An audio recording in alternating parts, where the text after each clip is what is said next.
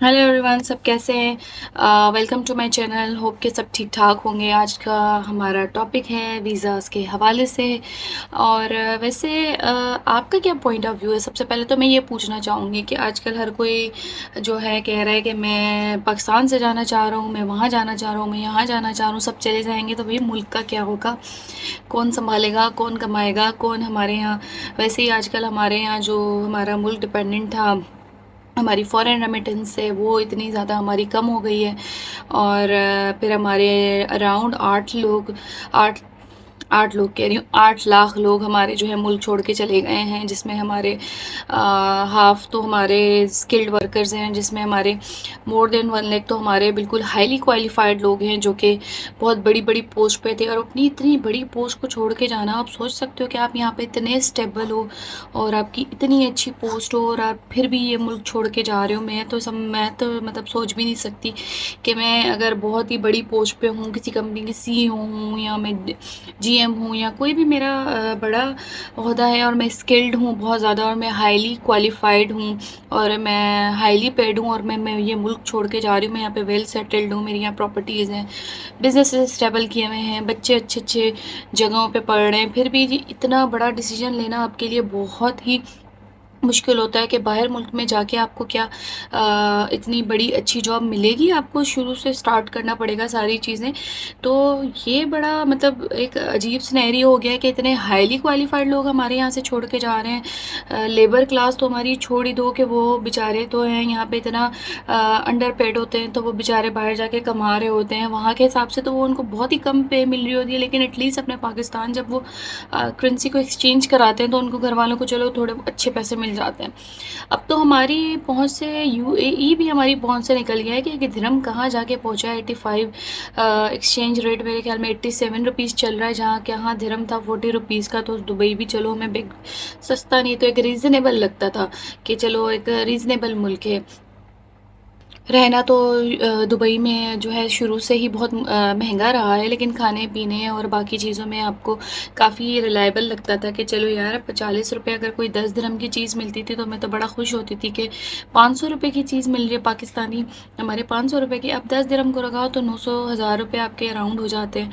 तो पहले अगर दुबई लोग जाते थे तो उनको होता था कि 2.5 लाख रुपए में वो दुबई 1 महीने के लिए चले जाते थे, को तो चलो दूसरा महीना निकाल ही देते थे कि चलो हम उसमें कुछ जॉब सर्च कर लेंगे। अब तो आपके पास बेसिक 4-5 लाख रुपए होंगे तो आप जा सकते हैं, वरना आप नहीं जा सकते। 5 लाख रुपए का मतलब है अराउंड आपके 6,000 साढ़े 6 जो भी मतलब बन रहे हैं वो आपके दिरहम बन रहे हैं। तो आप कैसे गुजारा करोगे? आप एक बार इन्वेस्टमेंट करके जाओगे और आपकी जॉब नहीं लगी तो फिर आप क्या करोगे? तो अब जो है पाकिस्तानी बड़ी कश्मकश में हो गए हैं। वैसे दुबई तो हमारा सेकंड होम होता था, जब दिल चाहे जॉब सर्च करने चीज़ों के बारे में हम चले जाते थे। रही बात कि आजकल लोग कह रहे हैं कि कहाँ जाना चाहिए, कौन सा मुल्क आपके लिए सेफ़ है, कहाँ जहाँ आपको सही तरीके से आप जा सकते हो। आजकल तो कनाडा और UK का भी यही सुनने में आ रहा है डाउनफॉल है। भाई डाउनफॉल है, लेकिन ऐसा भी नहीं है कि हमारे मुल्क जैसा कि हमारे पास अल्लाह को ही देख रहे होंगे कि कब हमारे जो है हालात सही होंगे।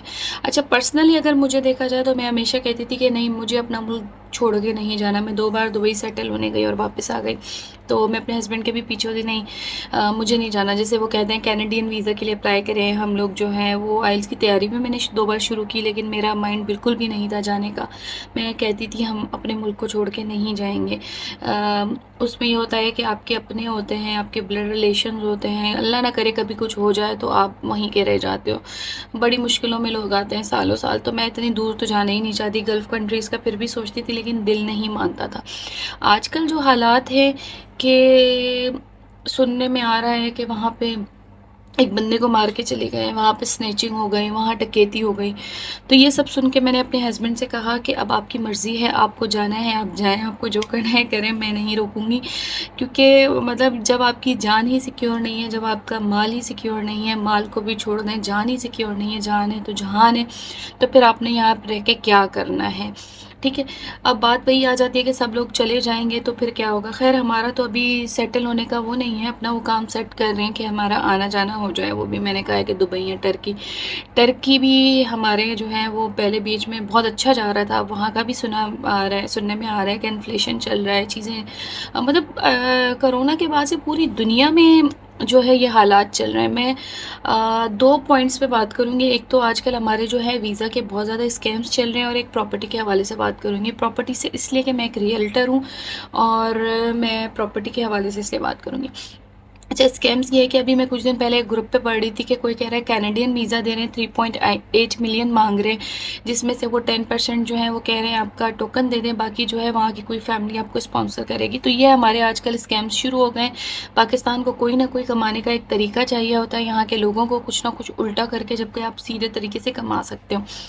एक और स्कैम चल रहा है कि भाई जो है आपको वर्क वीज़ा दे रहे हैं, इतने में वर्क वीज़ा दे रहे हैं, इतने में, मतलब अलग-अलग तरीके से चल रहे हैं। लोगों से लूट मार लगाई हुई। एक तो बेचारे वैसे ही परेशान। हाँ, एक को कहा जा रहा है कि आप 10 लाख रुपए दें, आपकी दुबई में जॉब लगवाते हैं, जिसमें आपकी सैलरी 2000 दिरहम होती है। 10 लाख रुपए दे के 2000 सैलरी, वो भी लेबर वर्क, आप क्या करोगे? आप 10 लाख रुपए में, इससे अच्छा है कि आप यहीं पे कोई कारोबार कर लो, और वहाँ पे भी जाके आपको कंफर्म नहीं है कि आपको जॉब देंगे। आपको हो सकता है एक बहुत ही अजीबो-गरीब एक लेबर वर्क दे दें जो आप कर ही नहीं सकते। तो ये बड़ा मुश्किल होता है, आपको आइडेंटिफाई करना होता है क्या सही है क्या गलत है। ऑनलाइन वेबसाइट्स बन गई हैं, पोर्टल्स बन गए हैं, जिसमें आपको पता नहीं चलता कि वैलिड वेबसाइट कौन सी है कौन सी नहीं है। तो हमेशा रिलायबल एजेंट के पास खुद विजिट करें। 2-3 के पास आप विजिट करेंगे, आपको आइडिया हो जाएगा, फिर आप सर्च करें कि वाकई में सही है नहीं है।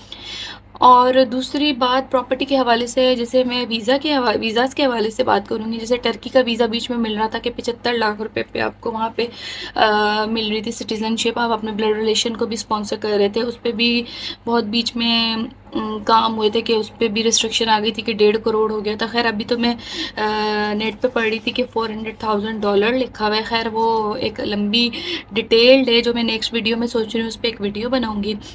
जैसे दुबई का है, दुबई आपको वीज़ा मिल रहा है आजकल 2 मिलियन AED की इन्वेस्टमेंट पे मिल रहा है, जो कि आपके अराउंड पाकिस्तान के 15-16 करोड़ रुपए बनते हैं।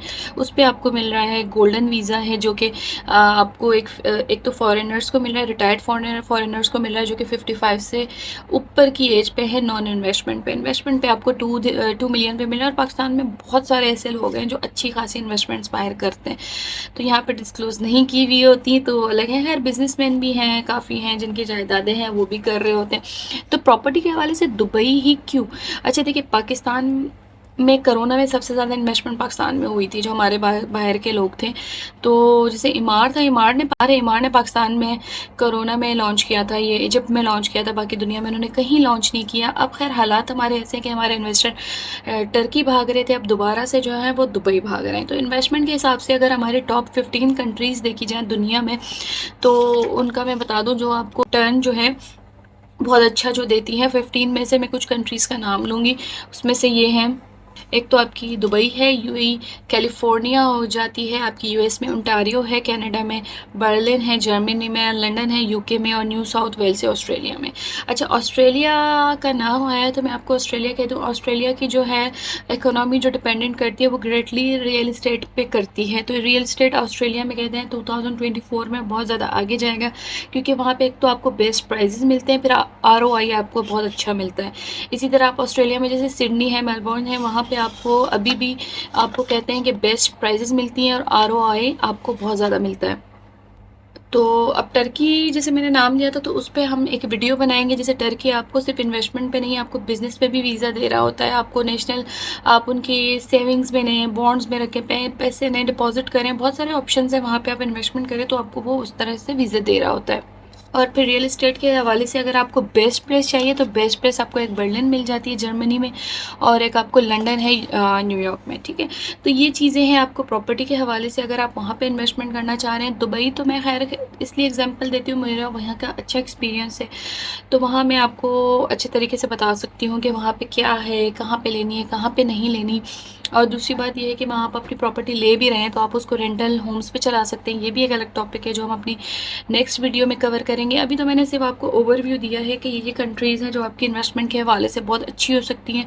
और बाकी है वीज़ाज़ के हवाले से, आप स्कैमर्स के पीछे मत लगें, अपनी रिसर्च करें और अपना कोई रिलायबल बंदा ढूंढें। बेशक वो पैसे ज़्यादा लेगा, लेकिन एटलीस्ट रिलायबल होगा, क्योंकि आजकल बहुत ज़्यादा स्कैम्स चल रहे हैं। और ये छोटे छोटे अलग अलग टॉपिक्स हैं जिन पे हम जो है बहुत ही डिटेल्ड में बात करेंगे। अभी तो हमने सिर्फ इन पे डिस्कस किया है कि ये चीज़ें हैं। आप मेरे चैनल को सब्सक्राइब करें ना करें, लेकिन वीडियो ज़रूर देखिएगा चैनल। अल्लाह हाफिज़।